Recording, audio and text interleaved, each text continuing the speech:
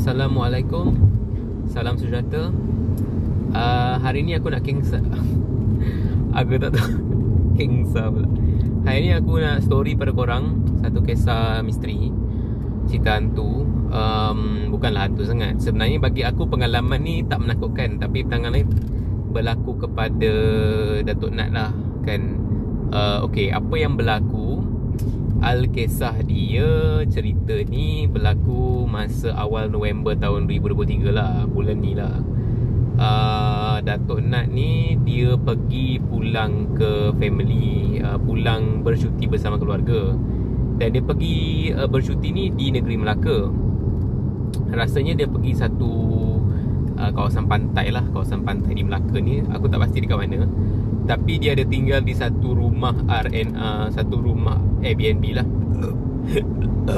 Macam homestay. Okay. Cerita ni bermula pada malam pertama. Malam pertama masa tu Datuk Nat tidur di ruang tamu. Sorry, bukan di ruang tamu, di bilik. Kalau ikutkan rumah tu agak besar, satu tingkat. Lelaki, ayah dia dengan adik abang tidur di satu bilik. Datuk Nat, ibu dan juga kakak, beberapa orang kakak lah, tidur di satu bilik ni. Nak dijadikan cerita, masa tu Datuk Nat tengah tidur. Ini apa yang dia ceritakan pada aku lah. Sepatutnya dia ceritakan, tapi tak sempat aku rasa nak release video ni minggu ni juga. So aku tak sempat nak jumpa dia, so aku ceritakan dululah. So apa yang Datuk Nat nampak ni adalah memang seolah-olah satu susuk bunian. Okay, susuk bunian ni adalah memang orang kata ada ciri-ciri dia, sebab dia datang dalam rupa bentuk yang tak menakutkan. Dia datang dalam rupa bentuk yang wangi. Dia datang dalam bentuk yang bukan untuk mengganggu, tapi lebih untuk menziarah atau melalui melintasi tempat tersebut. Okay. Apa yang Datuk nak cerita, masa tu dia tengah tidur. Anggaran pukul tu dalam pukul 2 pagi, 3 pagi macam tu. Masa tu Datuk Nat ada bawa kucing dia juga, bercuti bersama. Kalau ikutkan cerita, kucing tu pun macam lain macam sikit. Ini terjadi pada malam yang kedua. Malam yang pertama tu Datuk nak cerita, dia ada bawa juga anak buah dia yang kecil lah, berumur mungkin dalam berkurang 5 tahun, 6 tahun. Budak tu selalu nangis pada malam hari. Dia orang pun pelik lah. Budak ni biasanya tak nangis, tapi malam tu dia nangis. Tapi tak ada apa berlaku pada malam pertama. Malam kedua ni masa Datuk Mat tidur, dia pun tengah tidur-tidur, tengah tengok phone. Tiba-tiba dia, masa tu dia dalam keadaan mamai, keadaan separa sedar. Tapi dia sedar lah, bukan dia keadaan sedar yang dia memang long lie ataupun dia memang tak tahu apa yang dia nampak. Dia ingat lah setiap benda tu. Kan masa kita dalam keadaan kita nak tidur, mengantuk, on the way nak tidur, on the way nak shut down tu, dia nampak macam mata tengah lelap. Tapi dia nampak tu bukan imajinasi lah, sebab selepas tu dia memang buka lah mata dia. Dia nampak dekat pintu dia tak tutup renggang. Pintu dia tiba-tiba buka, pintu bilik tidur. Ada nampak satu jelmaan perempuan macam puteri, pakai kain songket.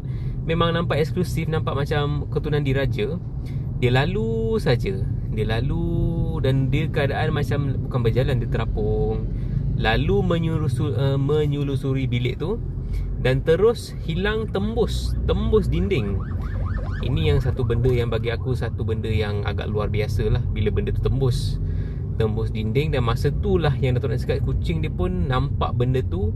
Sebab kucing tu mungkin berada di kawasan sekitar, so dia nampak aja, dia tenung, dia tak buat apa-apa bunyi. Dan Datuk Nat pun jelmaan tu tak lihat Datuk Nat, tapi nampak sipi muka dan memang lawa. Dia cakap memang lawa, memang mungkin puteri bunian ataupun orang bunian biasa, saya tak pasti. Tapi yang penting Datuk nak cerita, dia melintasi bilik tu, masuk melalui pintu dan keluar melalui dinding luar. Keluar melalui dinding, keluar lah, nak pergi luar, dia menembusi dinding bilik lah. Itu Datuk nak nampak. Lepas tu dia sedar dan tak ada apa-apa, tak nampak lagi lah lepas tu. Cuma dia bagi tahu, ini kira side effect lah. Bila dia nampak benda tu, antaranya yang dia nampak, antara yang dia rasa adalah lepas dia balik daripada Melaka tu, dia memang dalam keadaan bad mood. Dia selalu bad mood. Dia macam perasaan emosi yang agak terganggu, lebih kepada bengis, sifat marah, dan juga sifat yang bukan semula jadilah, sifat yang bad mood. Tanyalah juga adakah dia period time tu. Dia cakap dia tak period time tu. So okey lah, kita dapat sahihkan lah, mungkin benda tu adalah disebabkan oleh gangguan yang nampak tu lah. Biasanya benda ni kalau kita nampak, memang dia akan mengganggu sedikit sebanyak kita punya perasaan, kita punya gelombang aura kita. Ada orang dia demam, ada orang dia bad mood. So apa yang terjadi ni adalah mungkin sesuatu yang bagi aku benda yang biasalah. Tapi bagi Nat ni, ini adalah pengalaman yang paling jelas. Sebab sebelum ni dia ada nampak, tapi semua yang jauh-jauh, yang nampak dekat batu, nampak dekat pantai, nampak orang melintas, yang ni masuk bilik. Dan ini adalah tempat puteri yang tak tahu puteri ke tak, tapi keadaan rupa bentuk yang elok, perempuan cantik, kita assume puteri lah. Dan biasanya jelmaan-jelmaan elok ni kebanyakannya tak confirm, kita tak tahu, tapi kebanyakannya adalah bunian, orang-orang bunian lah, macam tu. Bagi aku, Datuk Nat ni dia bukan jenis tipu lah. Dia memang cakap tu memang betul. Dia memang boleh nampak benda-benda ni, dan memang dia bagi tahu masa tu dia nampak tu, dia memang kira agak terkejut jugalah kan, sebab dia tak expect benda nak ada. Dan memang dia berhasrat memang nak jumpa lah orang bunian, katanya. Sebab orang bunian ni dia banyak baik-baik. Orang bunian ni dia banyak mungkin jenis-jenis yang tak tahulah nak cakap baik atau tidak. Kita ni sebagai manusia, kalau dalam hukum Islam pun tidak dibenarkan untuk berkawan dengan benda-benda ni selain daripada manusia. Sebab mereka bukan manusia. Walaupun mereka tak ada berniat baik, tapi mereka tak boleh jadikan kawan.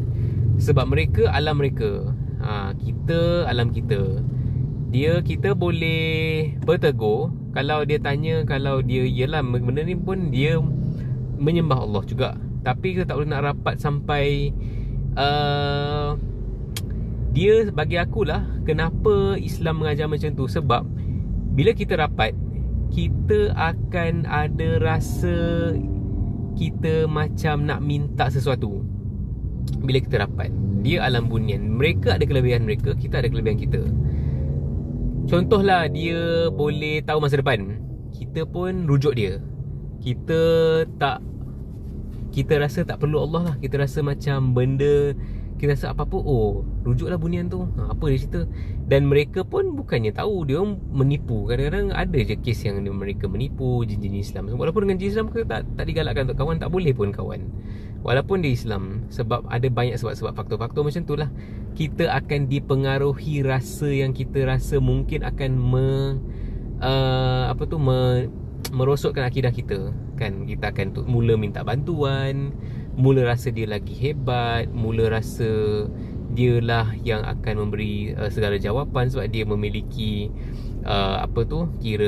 mungkin kelebihan-kelebihan yang manusia biasa tak ada lah kan. Dan dia pun akan rasa kita ni seolah-olah dia pun akan mintalah, mungkin dia nak makan asap, kita tak tahu kan apa niat dia kan. Tapi yalah, walaupun dia jenis Islam, tapi seboleh-bolehnya kita tidak berkawan.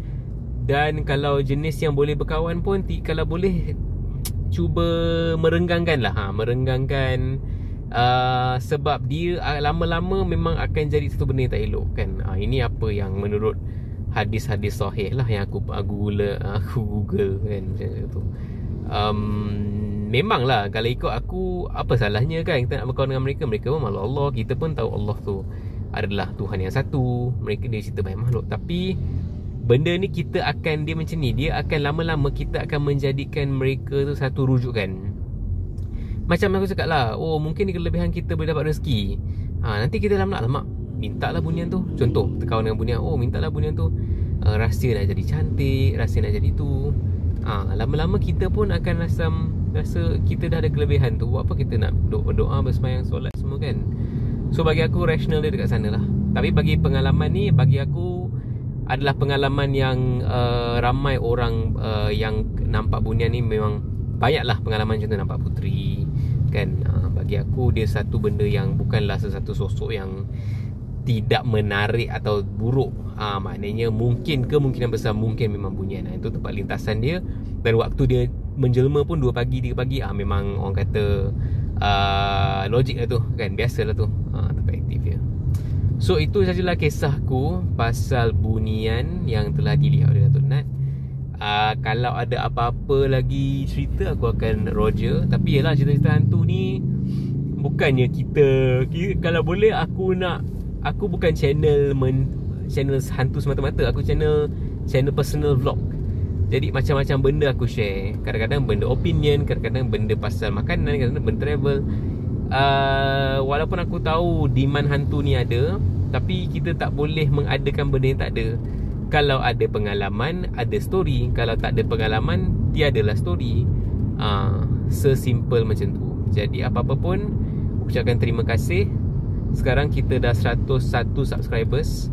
Aku harap mungkin tambahlah subscribers kita kan. Aku tak berharap banyak pun. Bagi aku, YouTube ni pada zaman 2023 ni adalah sangat-sangat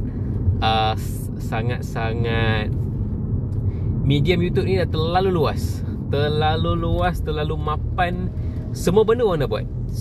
Semua benda orang dah lakukan. Dan kau hanya memenuhi ruang-ruang kosong saja. Itu saja. Banyak benda orang dah buat. Hantu, ini bukan zaman 2005, 2010 kan.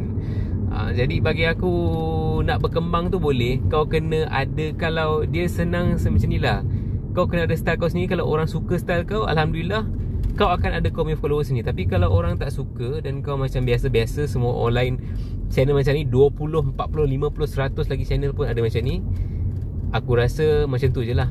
Tapi ada peningkatan, aku rasa bagus lah kan. Sebab aku pun tak berharap banyak. Tapi apa-apa pun, terima kasih kepada yang subscribe, terima kasih kepada yang komen, terima kasih kepada yang view, silent viewer. Itu sajalah.